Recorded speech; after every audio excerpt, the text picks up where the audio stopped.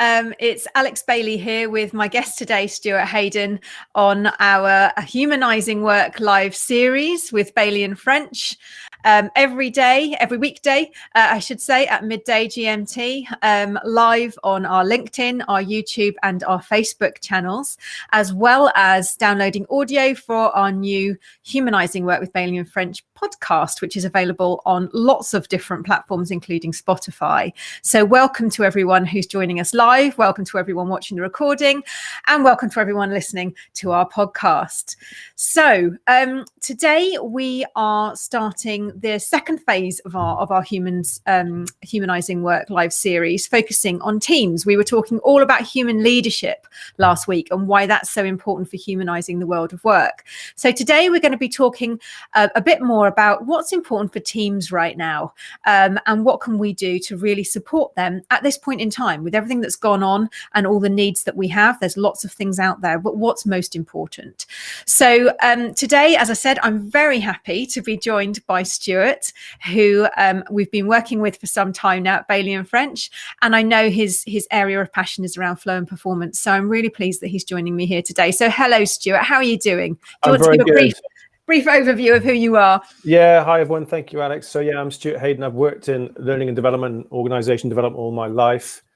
It began when I was 16 and my parents, in some kind of strange phase, bought a farm and renovated it and turned it into an outdoor activity center. And there I was from age 16 working with groups in that learning environment. Always been fascinated about values and authenticity, a lot of coaching work.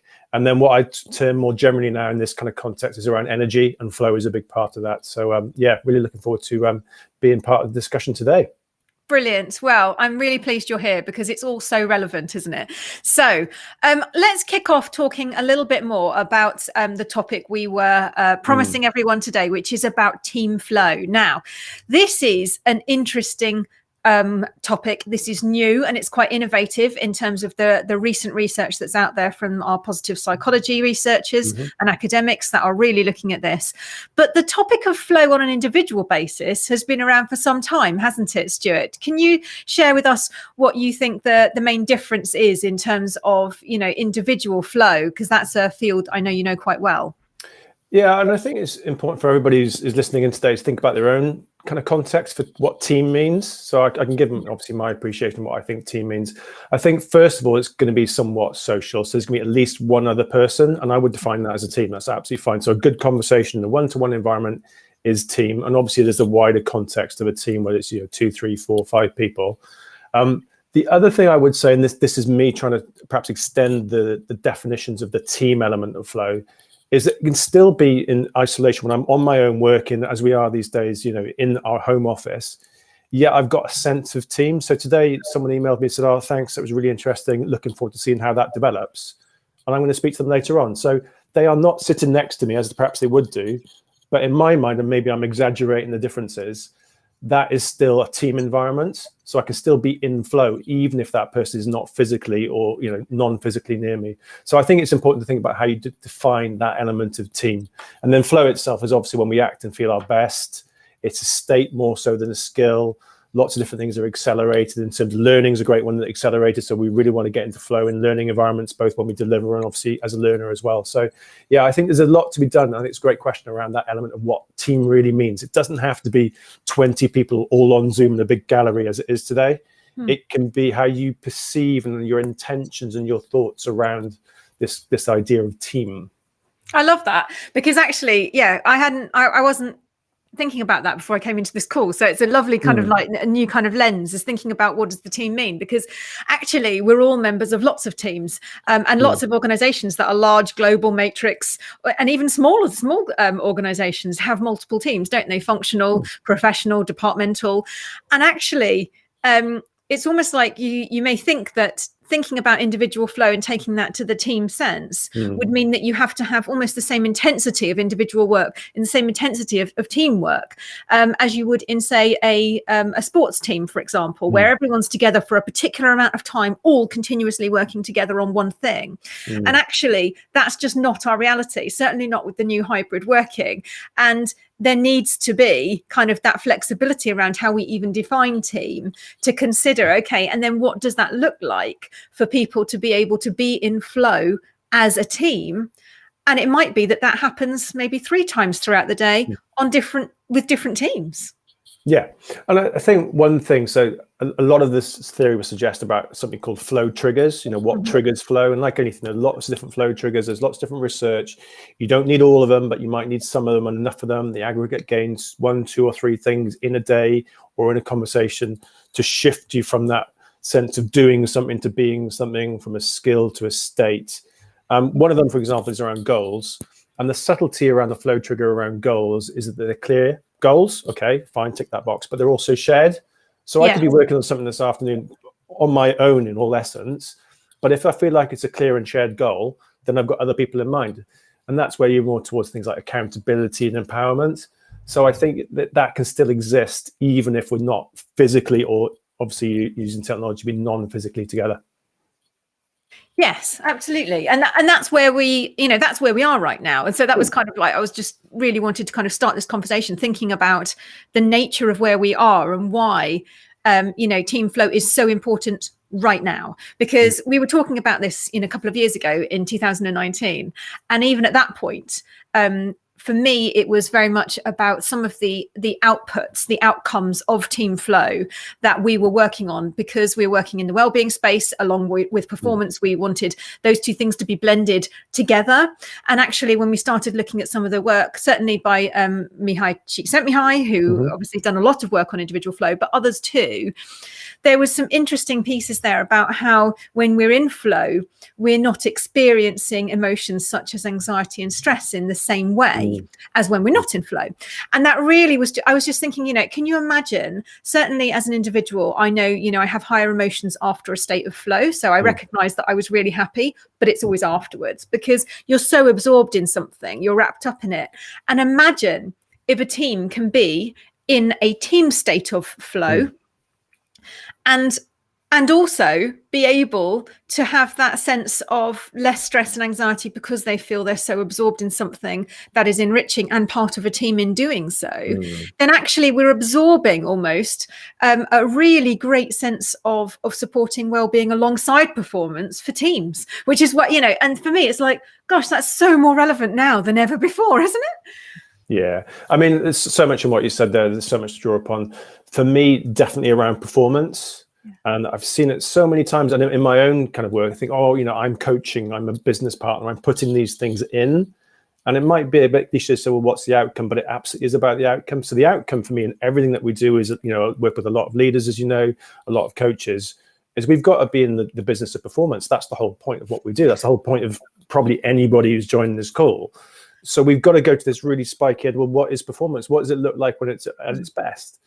But equally in what you said there, what's the kind of paradox around flow, if you like, maybe, is that we can get a bit lost. To actually be in that state, to get out of your head, you mentioned emotion, we need to get a bit lost.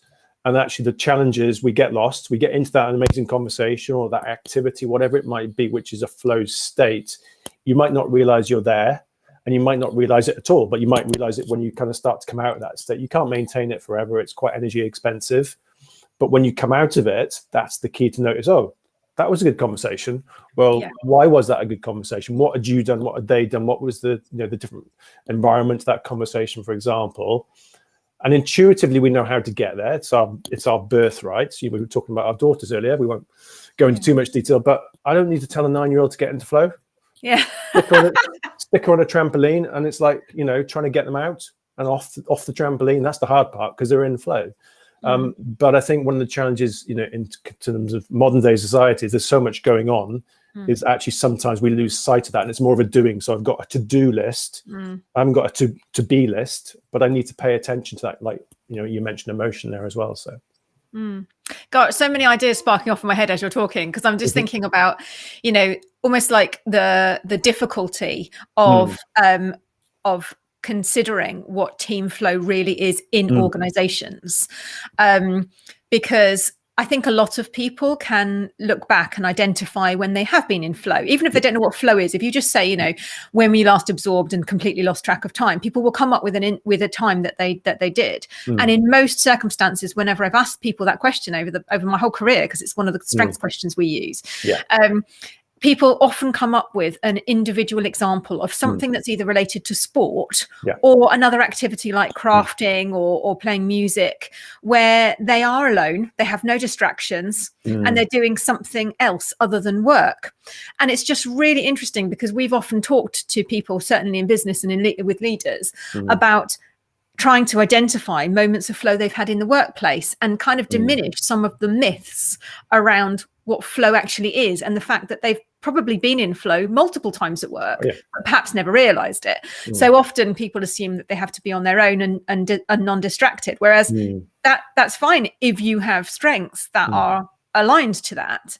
If you're someone who absolutely loves being around people and building relationships all the time, and your strengths are actually in working with others, then you're going to be in flow when you're in back-to-back meetings all day. You're going to be, when you're on stage or when you're talking to groups and you're buzzing, that will be the time when you sit back and you go, wow, what a great day.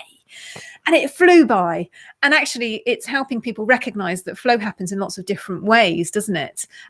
And so we need to be able to help people recognize that, and then think about, okay, so then what does that mean in our team? Can we as a team spot times that we've been in flow as a team together? Because if we can't do it as an individual, it's going to be even stretching challenge, isn't it? To consider, how does that operate at team level? Yeah, I mean, I think one question that I like to offer quite a lot, and you kind of alluded to it there, is if you take something in the next 24 hours, say midday tomorrow, something that's really important to you, and that might be a meeting at 12 o'clock, just happens to be in your diary, or it could be something outside of work, like crafting or music that you mentioned.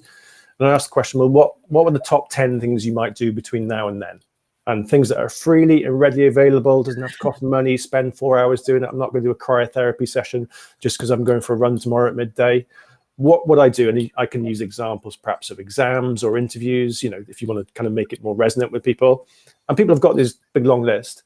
I was like, well, great. Well, what can you do today? Because you've got that meeting tomorrow. Let's do some of those things to get you more into a being state. And it might not be all 10. It might be 2 or 3 today, 1 or 2 things in the morning. Classically things you can do, but classically things you should not do. And they don't cost you any money, and they don't take any time not to do something that would take you out of flow. So I think that's one way of looking at it. And I think the other thing, if you break it down, if I have got this meeting, let's say tomorrow at 12 o'clock, the components to flow kind of is like a cycle approach. So broadly speaking, there's kind of 4 parts to the cycle. And again, you can start to pinpoint now for the cycle for TeamFlow, for example. There's a struggle phase, which I'll describe in a bit more detail. There's the release phase. Then there's flow, team flow or individual flow at midday tomorrow. And I know I'm trying to put a time on it, but there's Olympics happening in 88 days, and someone's going to know, they're running 100 meters at midday on a certain day. You've got to try and hit your peaks at the right time. And there's also the recovery phase. So the barriers or opportunities to getting into flow and team flow tend to be on minimizing struggle. We've all got enough struggle in our life, so you might want to free some things up. That's about saying no, not doing things, automating things, etc. But normally there's enough struggle there.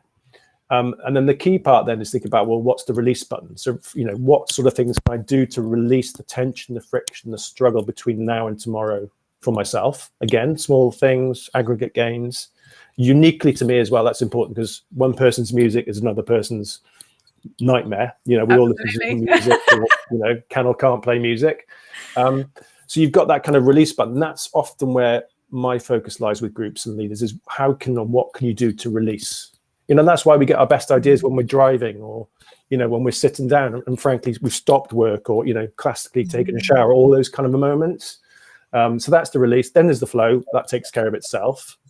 But we've already kind of described that sometimes you can lose yourself so much, you don't even know you're there. And of course, the other part then is the recovery. So how can you actively recover from that? You've got a busy day tomorrow. Is that time tomorrow, end of the week, the next morning? There's no kind of rhyme or reason around time, but building those in. So I think if you that helps define flow, but also where you might be on the cycle right now. It's a Monday today, on the live session anyway, of course. That's a great time to say, well, where are you on that cycle right now? and then see how you go from that weekly cycle, daily cycle, hourly cycle, and take it from there, really.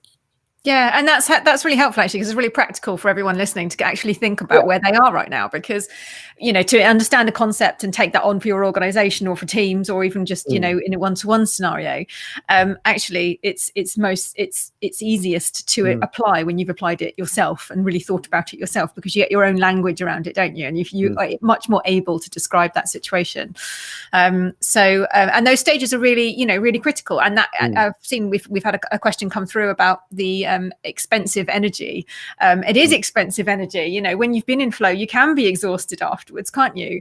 And really feel like, gosh, you know, that was great, but I'm, you know, exhausted. And I've had that. I love speaking events. So if I'm on stage talking to 300 people or whatever, you know, I'm on a high. I don't even know where the words come from. And then I come off and I think, oh my goodness, that was like the best feeling ever. Yeah. And then I just want food. All I want is food. And I know there's several members of my facilitating group that also are similar. You know, you just like, you're so hungry. You want some more kind of something, some energy to bump you up again, because you feel a little bit like, oh. Yeah. Is there anything to do to avoid that, or is that actually is it just all about making sure that you've got some recovery time? Probably two things. First of all, I think flow tends to follow focus. So whatever we focus on, you know, if it's a team environment, team flow, or an activity, that's likely to lead to flow versus multitasking. You know, and again, the kind of stereotype, oh, I'm multitasking, I'm really busy. That's fine, but it might not actually mean I'm very effective and not the outcome of performance. So I think that's kind of important. I think what we're saying about it being expensive, energy expensive, is a fact.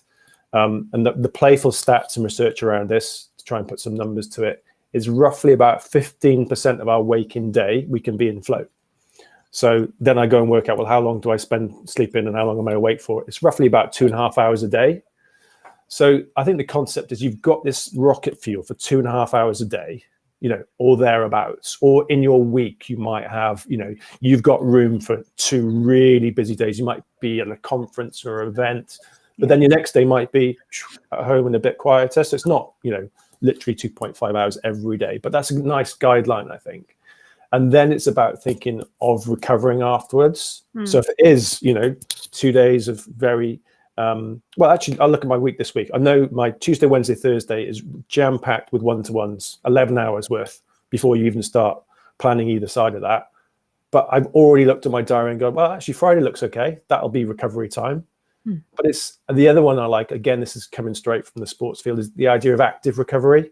So you're still doing something. I'm not just sitting there watching Netflix and dribbling for 20 minutes, you know, every hour on and off. Yeah. You're still actively doing something. So I might do my reading, you know, my work reading. It's active. I feel, for me, not necessarily everyone on the call, that nourishes me and that helps me recharge. That's so time, but the spirit time, isn't it? Yeah, I'm really pleased you talked about that, because I know there's many people out there who are similar to me, a bit of an oddball. So like when I go on holiday, I have to try really hard to relax, because for me, relaxing is not lying still doing nothing. It's just having another scenario, something else to learn about culture or architecture or something other than what I've been focusing on. But I think a lot of people kind of beat themselves up about that and, you know, try to do extensive mindfulness and things. For some people, that doesn't feel like that relaxing or recovering. And actually, it's about really listening to ourselves, which comes back to some of the points we were making last week around authenticity, and just being really honest with yourself about what you really enjoy, what you really like doing. And I think that plays to the comment we've already had here about strengths as well. You know, strengths and flow are so inextricably linked. It's a field I'm absolutely massively passionate about, and being able to really tie that in to being able to know and master your strengths, so that you can start actually being more intentional with how you use your strengths to get into flow more regularly is clearly going to be beneficial, not only to your well-being, but to your performance.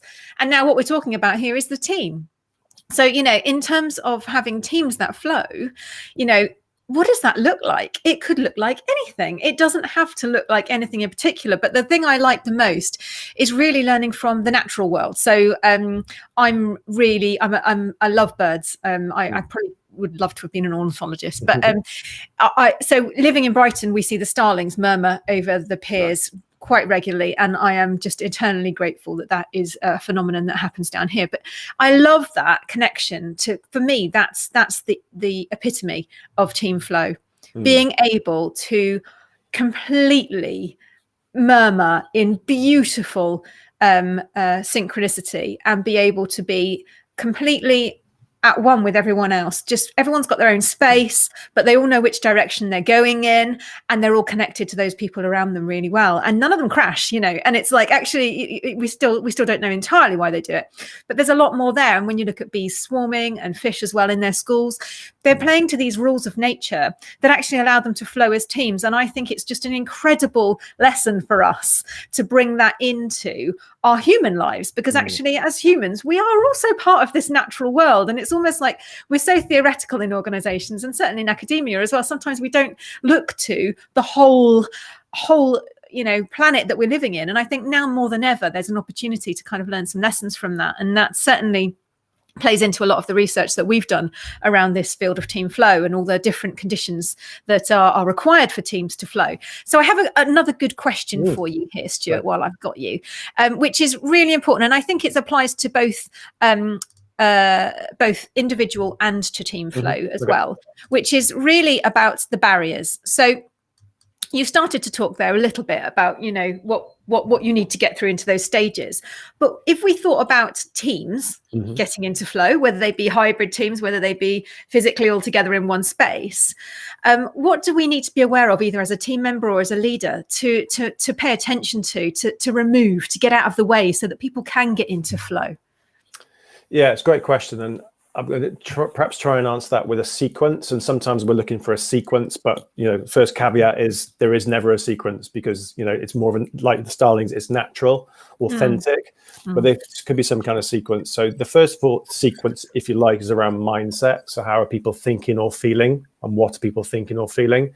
And you can almost imagine that begins even before you clock on, you know, in terms of that working environment. And then you're into that E word, that environment, which is key. And I think it gets underestimated quite a lot. And obviously our environments have changed drastically over the last year plus.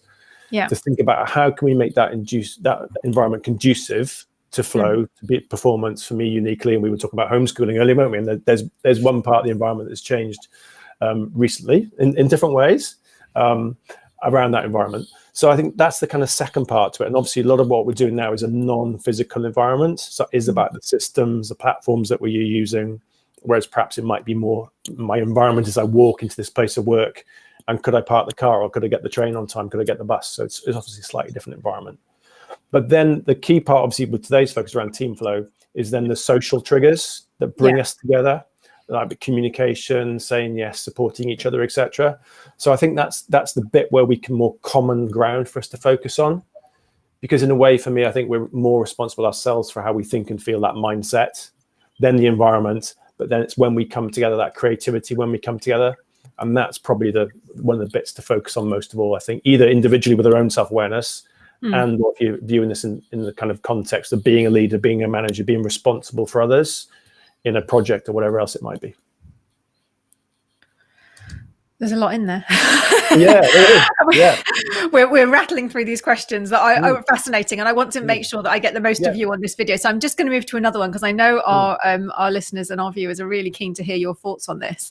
And I think we just started to tap into this here, but specifically, do you think the new ways of working that our people are experiencing right now are likely to help increase opportunities for team flow, or do you think they're going to get in the way? Are they going to be, you know, have they made us more aware? So has, you know, being on Zoom and being tired and having the fatigue of the screen made us more aware of timing ourselves, giving ourselves breaks, thinking about stretches of time where we are in meetings, where we're not? Or actually is like the hybrid nature really breaking up people's ability to naturally get into these states? I think it's going to be a bit of both. I think there's challenges and opportunities there. I do get a sense that people I work with, as in working in coaching environments mostly, is it feels quite intense at times.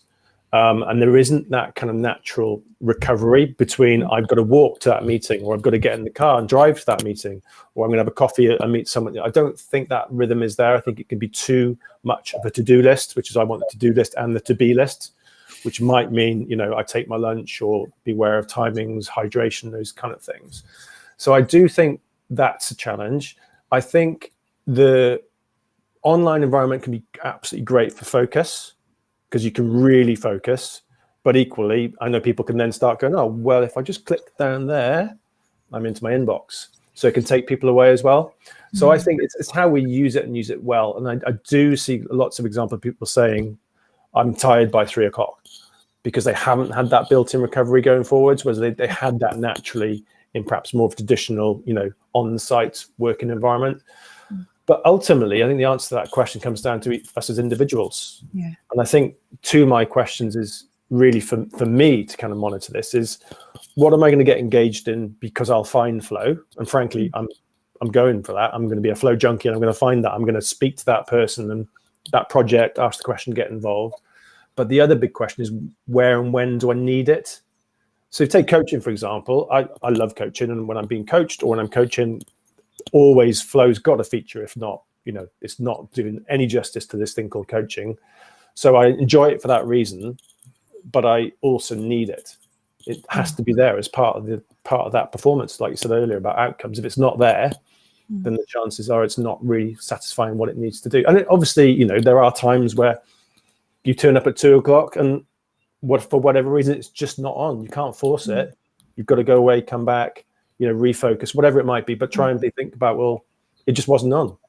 That's really interesting, isn't it? So that just really reminds me when I used to do a lot of one-to-one coaching as well, and particularly when we were doing strengths identification, and we identified a lot when people had a learning strength where they just have curiosity, just wanting to learn all the time. Yeah.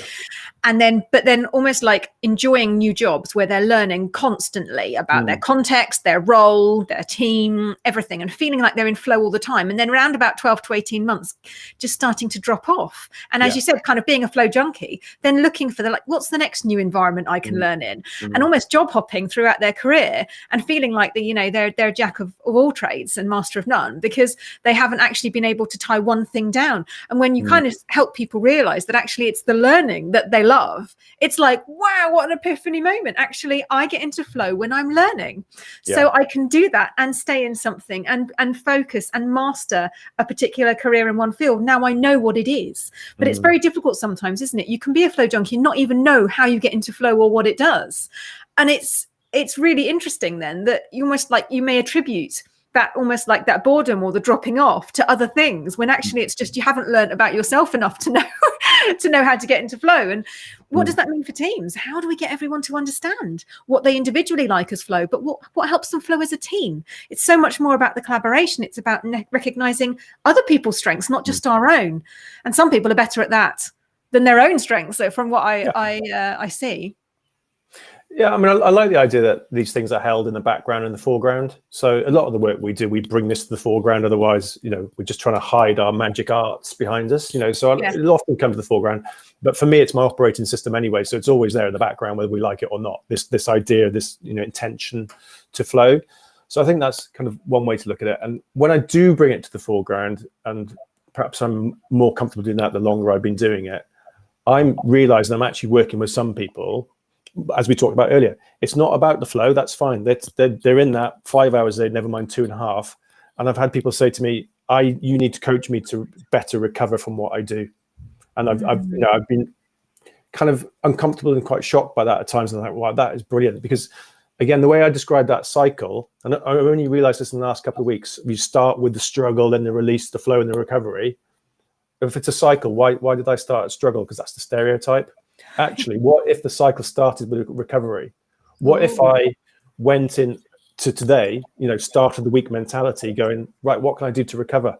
What can I do to ease myself and to make sure?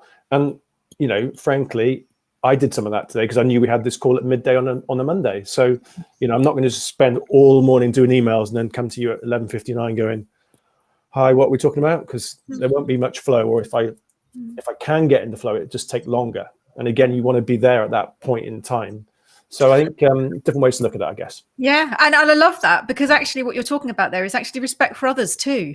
So that really has an impact on the team, doesn't it? If you're aware of yourself and your own energy flows, you know how much you're going to be able to contribute and collaborate. And Stuart, we're already time's up. I can't believe it. What a fantastic conversation. I have loved every second talking to you, Stuart. I think I'm going to talk for hours on this topic. So I'm going to wrap up now. For anyone who wants to learn more, we're going to be exploring some of the conditions that are required for TeamFlow over the next 2 weeks. Every weekday at midday, I'm going to be here live with another expert practitioner sharing their thoughts and insights into the latest positive psychology research around this field and how we can support teams to experience flow together and what we can do, what conditions we can create in our workplaces that will help do that. So thank you so much for joining us. Thank you to Stuart. What a fantastic contributor you've been today. Really appreciate it. And please watch out for all our other live events. Follow our company page on LinkedIn, and you can see all the live events that come up there and watch all the recordings. So I hope you have a brilliant rest of your week, Stuart. You've started mine off fantastically, and it's a lovely sunny day. So I'm going to enjoy thinking about this for the rest of the day and look forward to tomorrow's session on unique contribution. So thank you so much, Stuart. I hope you have a good rest of your day. Thank you so much. Thanks, guys. Lovely to see the chat scrolling through as well. Thank you very much.